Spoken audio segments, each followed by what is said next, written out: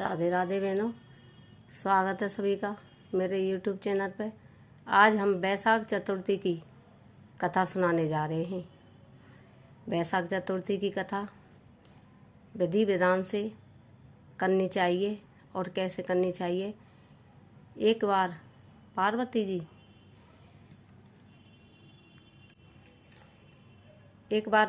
जी गणेश जी से बोली, बेटा गणेश चतुर्थी का व्रत कैसे होता है और कैसे पूजा होती है और कौन से देवता की पूजा होती है और इसमें क्या खाया जाता है।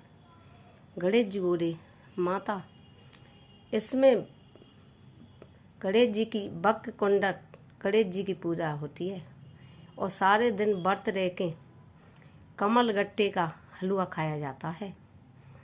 अब आगे की कथा सुनाने जा रहे हैं। जिससे पहले हमारी वीडियो को आपने लाइक नहीं करी हो तो वीडियो को लाइक करें, चैनल को सब्सक्राइब करें।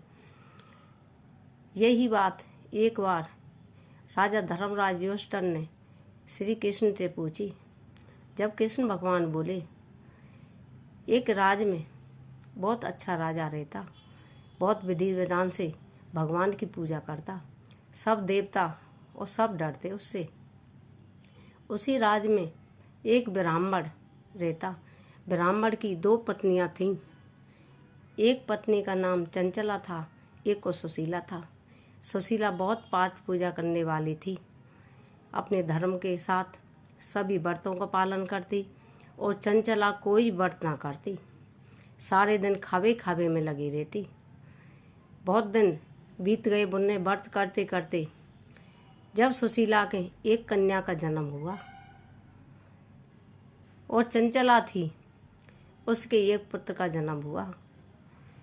जब चंचला सारे दिन ताना मारती रहती सुशीला से, आप इतने व्रत करती हो, न्यों करती हो, वो करती हो, और मैं तो एको व्रत ना करती तो भी देख लो मेरे पुत्र का जन्म हुआ है और आपके पुत्री का जन्म हुआ है।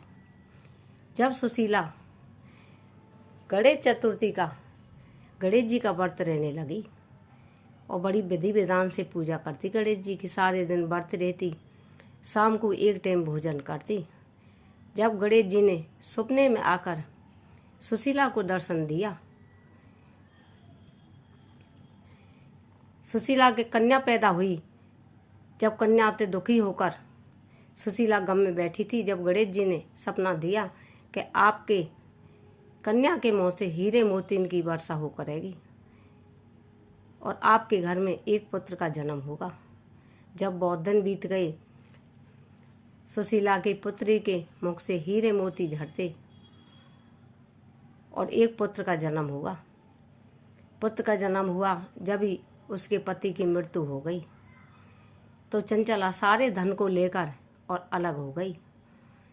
और सुशीला के एक पुत्री थी, उसके मुँह में थे हीरा जवाहरात झड़ते, थोड़े ही दिन में वो पैसे वाली हो गई। जब चंचला ने देखी कि इसकी बेटी के मुँह में तो हीरे मोती झड़ते हैं, तो एक दिन अपने घर में उसे बुलाकर और कुएं में ढकेल दिया। गणेश जी ने अपनी कृपा से उसको जीमत निकाल लिया। तो चंचला देखकर जीमत देखती है, उसको भगवान रक्षा करते हैं, उसे कौन मार सकता है, वो भी अचत रह गई। फिर चंचला उसके घर गई और देखती रह गई लड़की माई, और सुशीला की बेटी सुशीला के गले से लग गई। वो बोलती, बेटी तेरा जीमत पुनर्जीवन हुआ है, भगवान जी रक्षा करते हैं, गणेश जी ने जीमत कर दी है। तो सुशीला और दोनों माँ बेटी बड़ी प्रेम से मिलने लगीं। चंचला आकर उसके पैरों में गिर पड़ी और बड़ी जोर से प्रार्थना करने लगी, बहन तू तो बहुत अच्छी है, तू व्रत करती है, पाठ पूजा करती है, तेरी मैंने तो बहुत गलत थी, तेरे साथ में बहुत गलती की। और चंचला भी गणेश चतुर्थी का व्रत रहने लगी। दोनों बहन गणेश चतुर्थी का व्रत रहने लगी। धूमधाम से धन धान खूब उनके हो गया और गणेश जी ने बहुत कछु दिया।